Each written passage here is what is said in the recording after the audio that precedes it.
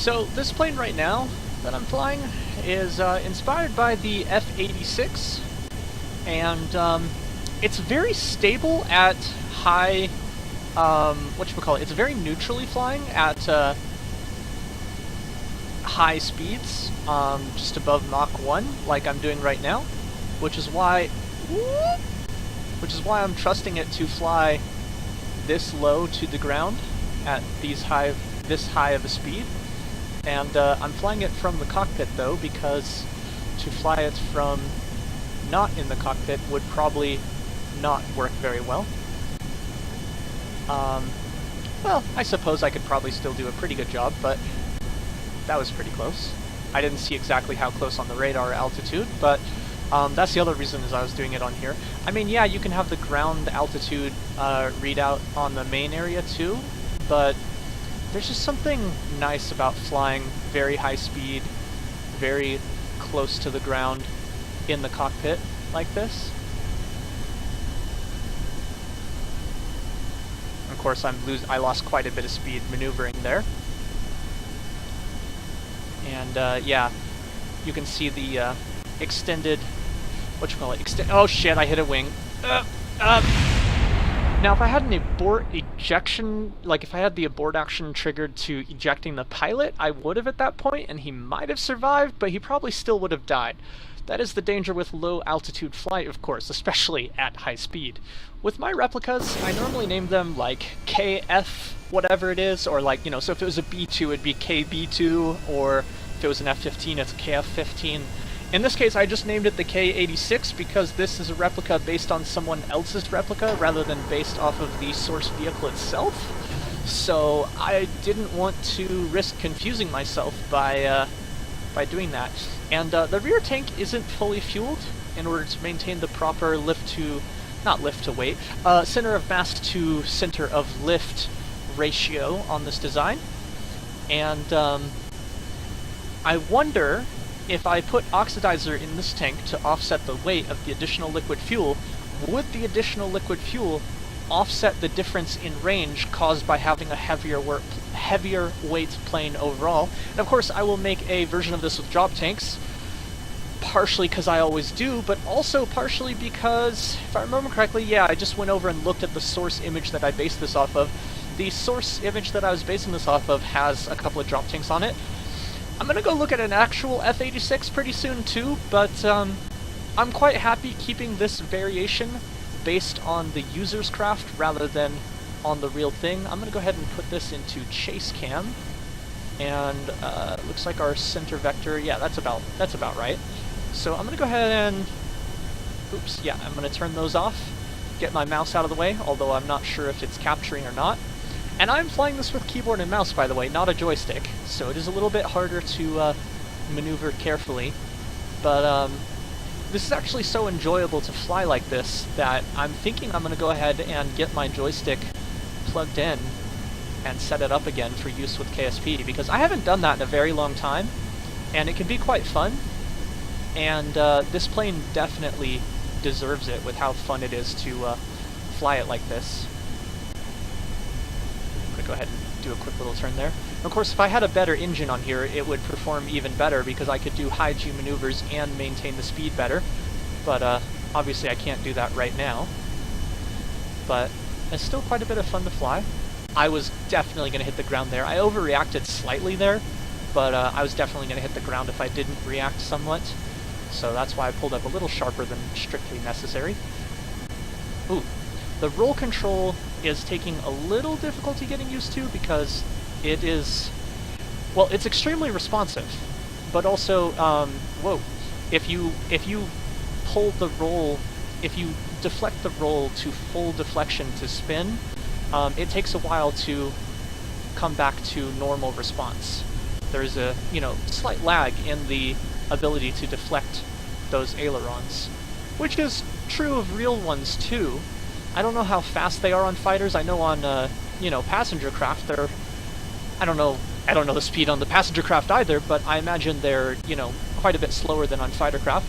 I also have to be careful pulling too many Gs at this, too many Gs at once, not just because of the speed loss, but because the Kerbal will actually pass out. I do have this on a sandbox save right now, but I do have G limits enabled, so... Oh shit, I did not... Woo!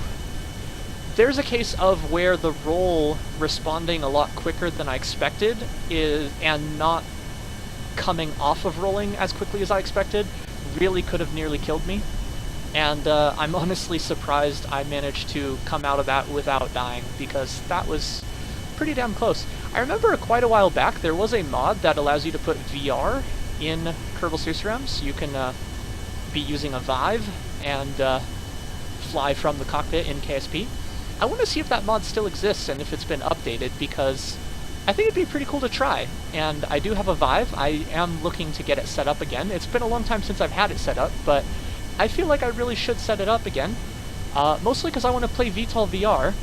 Also because... What's that? What is that? I don't recognize that. There's something down there. It's not one of the cactus. It's something else. Do you see what I'm talking about? It's right there.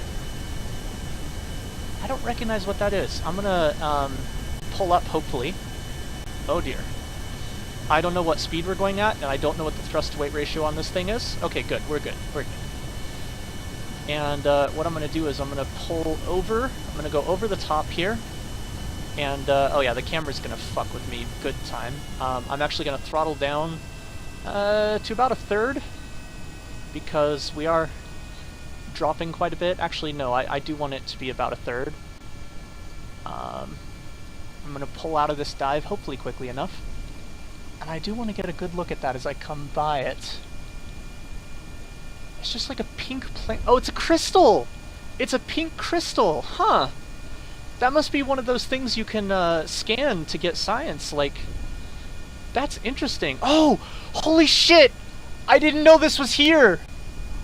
I knew this existed, but I didn't know where it was! Holy crap, I didn't realize it was right in the mountains next to the frickin'... Oh my god, next to the desert airbase. That is amazing! I can't believe that's, like, right here. Hold on. Not auto. Free cam. Yeah. Holy shit! I didn't realize that was right here. Also, the thrust-to-weight ratio on this... Oh, wow, yeah, the thrust-to-weight ratio is very near 1. The reason I say very near 1 instead of over 1, because technically right this moment it is over 1, is because the thrust-to-weight ratio does vary depending on your current speed. So you'll see, as I start going up and dropping speed a little bit because of the high maneuvering, you'll see the thrust-to-weight ratio goes down. You might have noticed if you looked at it right as I pulled it up, that it said 0.99 just as I pulled it up, and then it increased after that. So, it's not strictly a over 1. It can go lower. There's another object right there. Looks like a rock. Yeah, it's a rock. Huh. See, I knew there were the cacti from the scattering options, the terrain scatters, but the newer objects, I did not know. I don't know if the rocks are from terrain scattering too, or if they're from the newer objects that you could get science from. Apparently those newer objects that you could get science from are actually physical as well. Also, yes, that is how well I can fly at times, coming within less than a meter of that, the top of that pyramid there. Oh shit, I overrolled there. See, I am still getting used to the... Like I said, I am still getting used to the roll control, and what I'll do sometimes is, because I'm used to roll on some of my other fighter aircraft that I've developed, I'm used to the roll being somewhat hard to manage and having to press and hold roll longer and harder than I do on this craft. It has very touchy roll sensitivity, is basically what I'm not used to. And so I do overcorrect at times. Not overcorrect, but just don't roll... I roll too hard in the first place, because this thing is very sensitive to its roll controls. I'm considering actually turning down the response on these, but I think that scales the whole response instead of just the low range, which probably wouldn't be great for me. But anyhow, yeah, if you want to know where that Easter egg is, let me get us at an angle where we're not going to crash real quick. Relative to the airbase, which is right there, the desert launch site, it's just on the other side, pretty much in a straight line from it, which is pretty neat. And that means I need to turn this way to go back to base. I figured since I started recording just in the middle of me flying around, just in case I crashed, which I did, obviously, I decided, yeah, I might as well start recording so I can catch that, and I wanted to make a video about this plane at some